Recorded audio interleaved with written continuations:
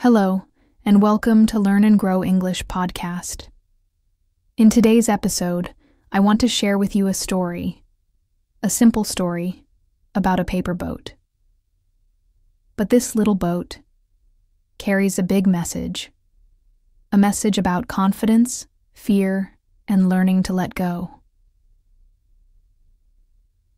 Let's begin. It was a rainy afternoon. The sky was gray. Water filled the streets of a small town. A young girl named Mira stood at the window, holding a paper in her hand. She folded it carefully, one edge, then the other, until it became a paper boat. She smiled. Her grandfather once taught her how to make it. He used to say, "A paper boat may be small, but if you let it go, it can sail far." Mira held the boat tightly. She walked outside and saw the rainwater flowing like a small river beside the road. She wanted to let the boat go, just like her grandfather used to do. But she didn't.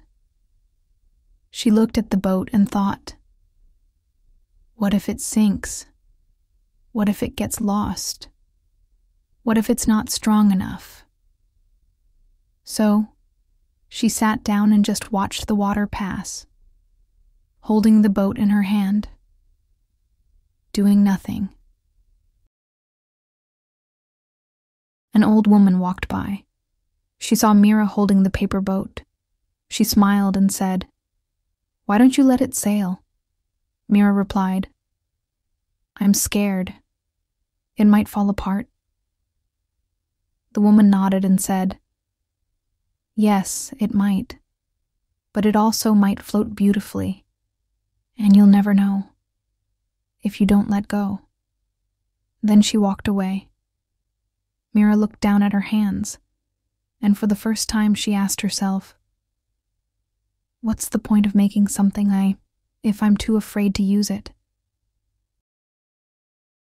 Slowly she stood up. She bent down by the water. Her hands shook a little, but she gently placed the paper boat on the surface and let go. At first it moved slowly, then faster. The little boat danced with the water, turning, floating, shining under the light rain. Mira laughed, not because it was perfect, but because she was brave enough to try.